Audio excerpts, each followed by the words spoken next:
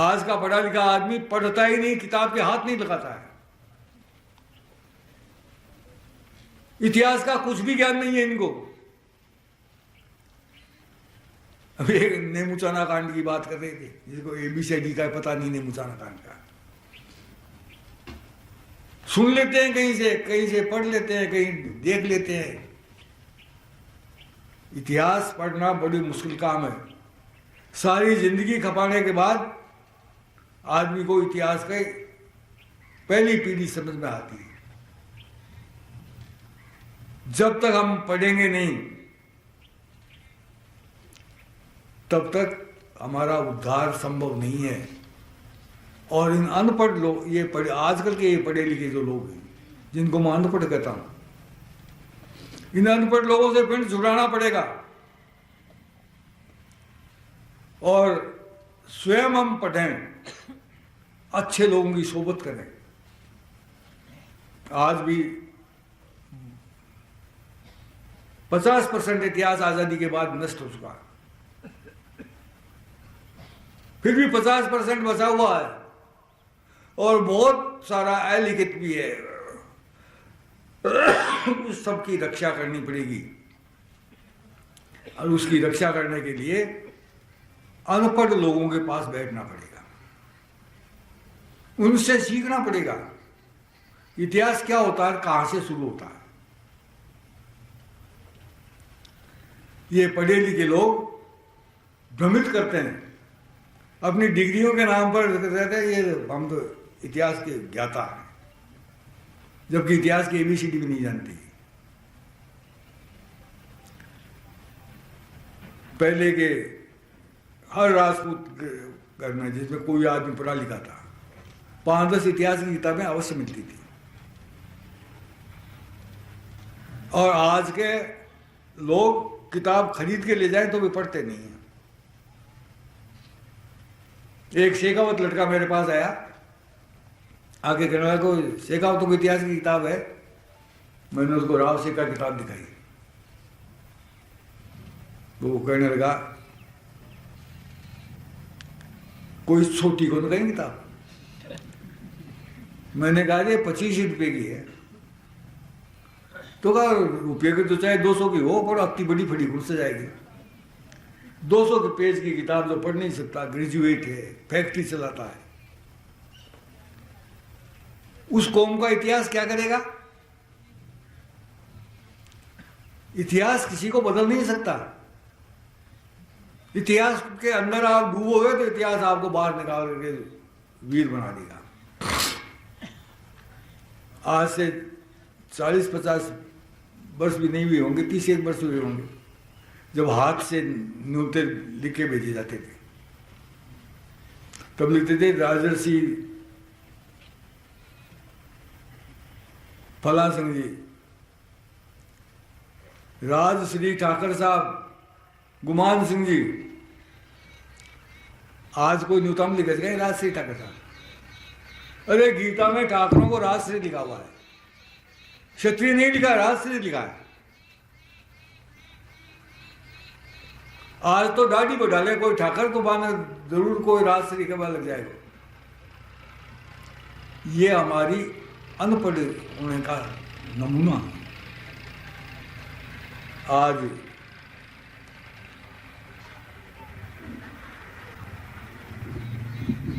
मेरी पोती कहती है, दादा आपने मेरी जन्मपत्र देखी थी ना, मेरे को राज की नौकरी मिलेगी कि प्राइवेट नौकरी मिलेगी? मैंने कहा बेटा नौकरी क्यों करना चाहती है तू? तो पापा को सहारा मिल जाए। कोई पापा को सहारा देना नहीं चाहता। पढ़ने का मतलब पेट भरने के लिए नौकरी करना, ये पढ़ने का मतलब हो गया। महिला नौकरी करेगी तो उसके बच्चे क्या करेंगे? अब ये इतना बड़ा है, ये मेरा पोता है, घर में आता है कहता मम्मा, और मम्मा सी नौकरी करता मिलेंगे दुकान के पर या राज की महकमा कमाया नहीं, तो वो घर में आके किसको रोएगा? स्त्रियों का काम बाजार में नौकरी करने का नहीं है। स्त्रियों का काम है बालकों को ममता देना, और जब वो घर में ही नहीं रहेगी तो ममता कहां से देगी।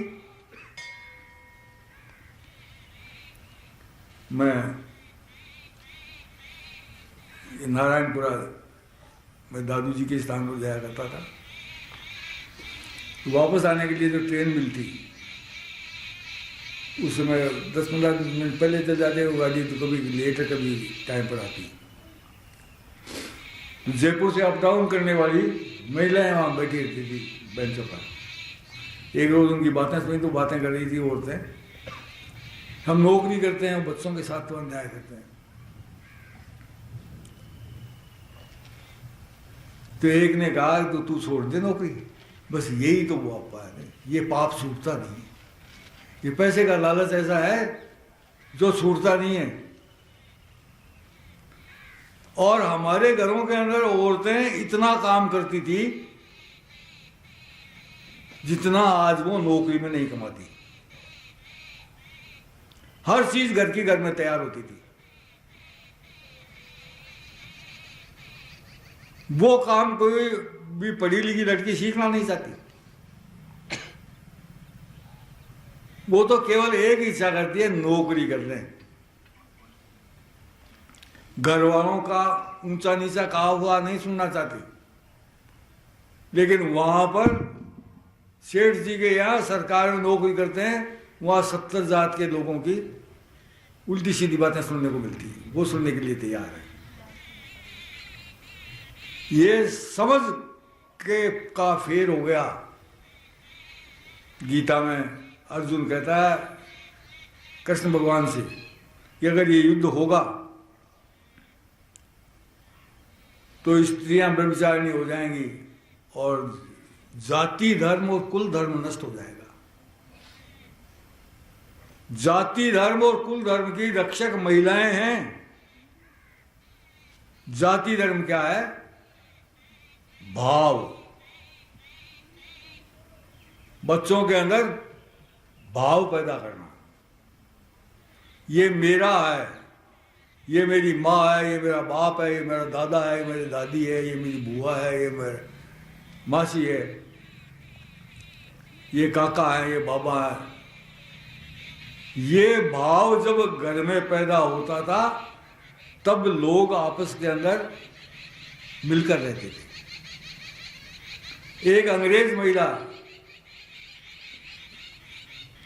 जयपुर आई कि मैं राजपूत संस्कृति की खोज करने के लिए आई।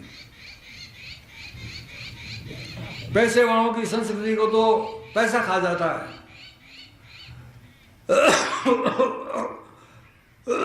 और गरीब की संस्कृति को गरीबी खा जाती है। इसलिए मुझे कोई ऐसे परिवार बताओ जो मिडिल क्लास के हों। उनके राजपूतों के बड़े गांव थे, उनमें भेज दिया। वो वापस आई, तब उससे पूछा कि क्या देखा तुमने? तो उसने कहा every Rajput family is a hotel. उस जमाने में एक एक घर में 40-50 आदमियों की रोटी बनती थी। छाबड़ी बनी हुई रोटी उसने जिंदगी में कभी देखी नहीं किसी घर के अंदर।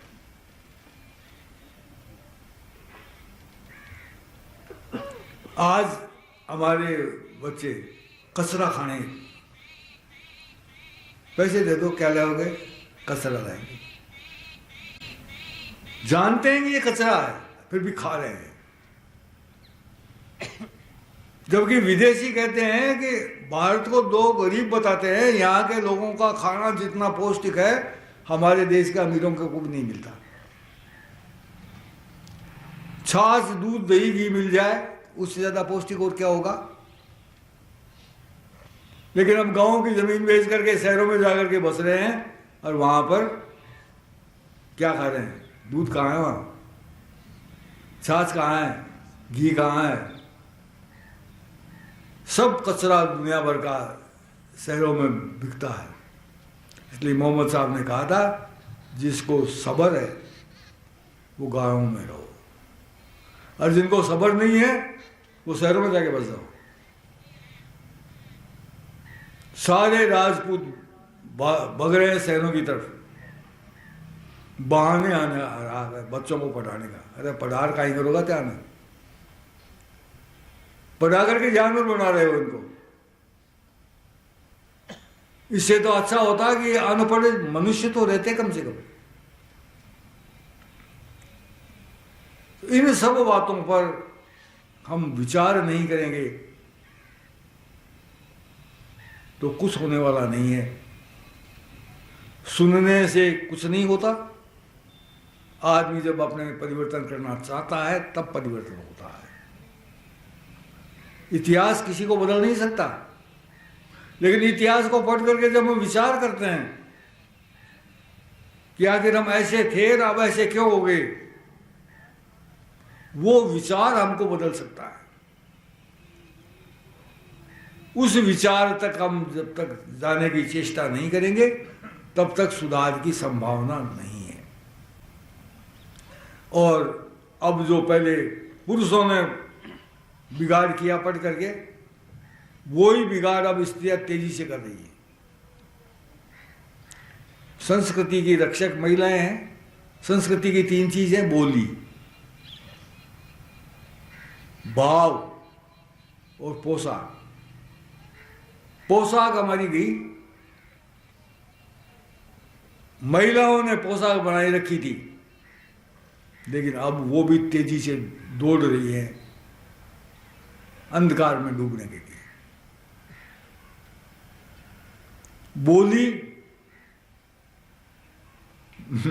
मैंने कहा सड़क के ऊपर एक मोटियार लुगाई बैडमिंटन खेल दिया जाए। कौन सा भाई? मेरी पोती से पूछा तो उसने कहा मोटियार क्या होता है। सो अपनी गांव की बोली नहीं जानते, हिंदी की गिनती नहीं जानते। जब कैंप में संख्या बुलवाते हैं तो 50 से आगे संख्या नहीं आती। तो भाव गया, बोली गई और पहचान गई। वस्तुओं से जो पहचान होती थी, आज जो थोड़ी बहुत इज्जत है वो केवल वस्तुओं से है। बोली हमने बिगाड़ ली। जब हम किसी को दादो सा कहते हैं, काको सा कहते हैं, मामो सा कहते हैं, तो एक भाव है कि वो हमारे कुछ हैं। जब हम अंकल आंटी कहते हैं तब कोई भाव पैदा होता है क्या? लेकिन हम अपने आप को पढ़ा लिखा साबित करने के लिए, आज हमारे देश के प्रधानमंत्री जी हैं, बहुत अंग्रेजी के शब्द बोलते हैं भाषण में। हिंदी में भाषण देते हैं, आधे शब्द अंग्रेजी के बोलते हैं ताकि लोग उनको पढ़ा लिखा समझें।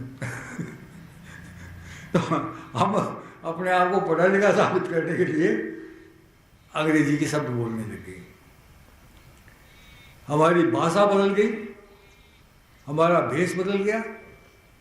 कहा होता है कि बेग की टेक और बाना की लाज भगवान रखे। साधु है तो उसके पास भेक होना चाहिए, और क्षत्रिय है, ब्राह्मण है, वैश्य है, शूद्र है तो उसके पास अपना बाना होना चाहिए, जिससे वो पहनाव से दिखे कि ये क्षत्रिय है। आज हम पहनाव से क्षत्रिय दिखाई देते हैं क्या? कहते हैं जमाने के साथ बदलना पड़ता है। जमाना ठाकरों पर ही लागू है, जमाना सारा। मुसलमान बदल गए, राज चला गया उनका, लेकिन मुसलमान दूर से पहचानने में आता है कि नहीं है मुसलमान है। सिख पहचानने में आता है कि नहीं आता है।